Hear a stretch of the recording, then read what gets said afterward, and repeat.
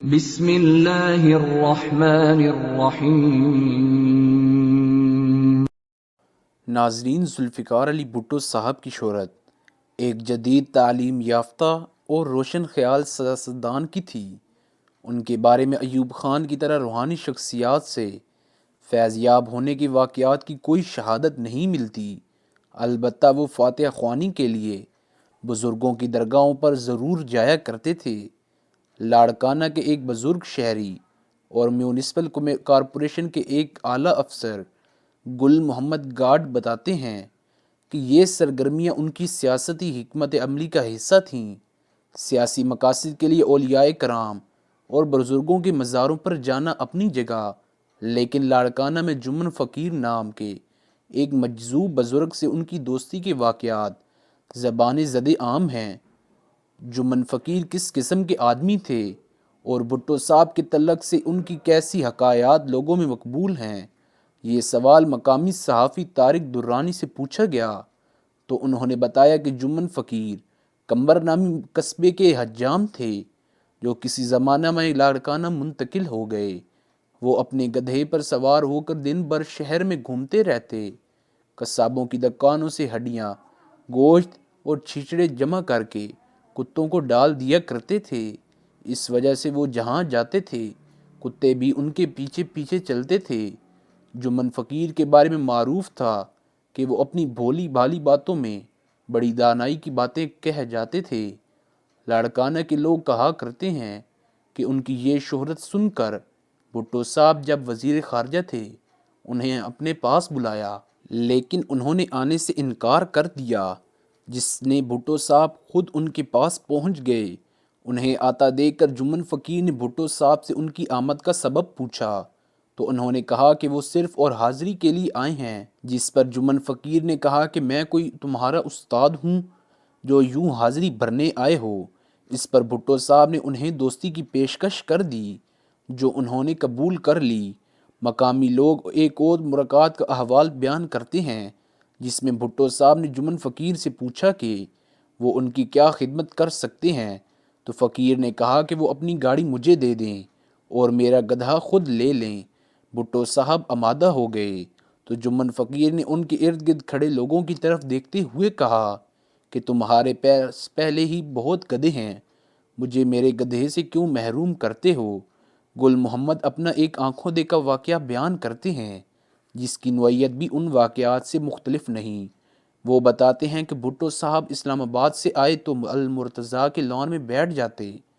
اس موقع پر گھر کے دروازے کھل جاتے اور جو چاہتا ان سے بلا اجازت ملنے آ جاتا۔ ایک بار ایسی ہی ایک نشست کے دوران جمن فقیر اپنے گدھے پر سوار المرتضیٰ میں داخل ہوا۔ گل محمد کہتے ہیں کہ وہ منظر آج بھی ان کے آنکھوں کے سامنے ہے۔ جمن فقیر اپنے گدھے پر سوار تھا اور ایک لمبی سی چھڑی اس کے ہاتھ میں تھی جسے لہراتے ہوئے اس نے بھٹو صاحب کو مخاطب کیا اور کہا کہ اسے خیرات دی جائے۔ جمن فقیر عام طور پر خیرات نہیں مانگا کرتا تھا۔ اس روز اس نے اپنی روایت توڑ دی اور بھٹو صاحب نے فوراً ہی جیب سے 100 روپے نکال کر ان کی طرف بھیج دیے۔ یہ دیکھ کر جمن فقیر اپنے مخصوص انداز میں مسکرایا اور پکار کر کہا کہ اگر تمہاری جگہ میں ہوتا تو سوچو کیا میں بھی ایسا ہی کرتا۔ بھٹو صاحب طنز کی تہہ تک پہنچ گئے اور 500 روپے کا نوٹ اس کی خدمت میں پیش کرتے ہوئے کہا، جمن فقیر میرے لیے دعا کرنا۔ جمن فقیر نے بھٹو صاحب کی یہ درخواست سنی اور اپنے گدھے کا رخ بدل کر ایک بار پھر بھٹو کو مخاطب کیا، کیا یہ بادشاہی تمہارے لیے کافی نہیں ہے؟ تو چلو آؤ میرے ساتھ مل کر خیرات اکٹھی کرو۔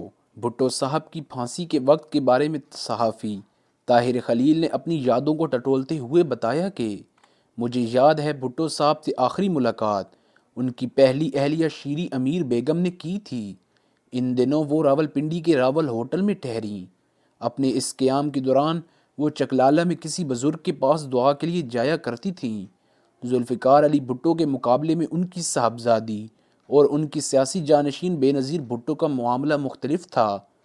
ایک انڈین صحافی KRN سوامی نے اخبار دی ٹریبیون میں شائع ہونے والے فیچر میں لکھا تھا کہ اپنے والد کی پھانسی کے 1 برس بعد بے نظیر بھٹو بنگلہ دیش کے دورے پر پہنچیں، جہاں انہوں نے ایک معروف پیر سے ملاقات کی۔ اس موقع پر انہوں نے پیر صاحب سے دریافت کیا کہ ان کے والد کے قاتل کب تک اپنے انجام کو پہنچیں گے۔ یہ سوال سن کر پیر صاحب نے کچھ دیر کے لیے آنکھیں بند کر لیں، پھر کہا، جب عام ہوا میں اڑیں گے۔ بے نظیر بھٹو نے اس علامتی جملے کی وضاحت چاہی تو پیر صاحب نے جواب دینے سے انکار کر دیا۔ روحانی شخصیات سے مدد لینے کے لیے ان کے ہاں جانے کے علاوہ مختلف مزاروں پر بے نظیر کے حاضری کے واقعات بہت معروف ہیں۔ انڈیا کے NDTV کی ایک رپورٹ کے مطابق انہوں نے 2003 میں اجمیر شریف کی درگاہ پر حاضری دی تھی۔ اس دورے کا بظاہر مقصد یہ تھا کہ ان کے اسیر شوہر کی جلد رہائی ممکن ہو جائے۔ NDTV کے مطابق آصف علی زرداری جب رہا ہو گئے تو انہوں نے اپنے شوہر کے ہمراہ شکر گزاری کے لیے اجمیر شریف کا ایک بار پھر دورہ کیا، اور اس موقع پر انہوں نے وہاں تاثرات کی کتاب میں اپنے تاثرات بھی قلم بند کیے۔ ناظرین، آپ کو ہماری ویڈیو کیسی لگی؟ اس بارے میں اپنی قیمتی آراء سے ضرور آگاہ کیجیے گا۔ ویڈیو کو لائک، شیئر اور چینل کو سبسکرائب ضرور کیجیے گا۔ بہت شکریہ۔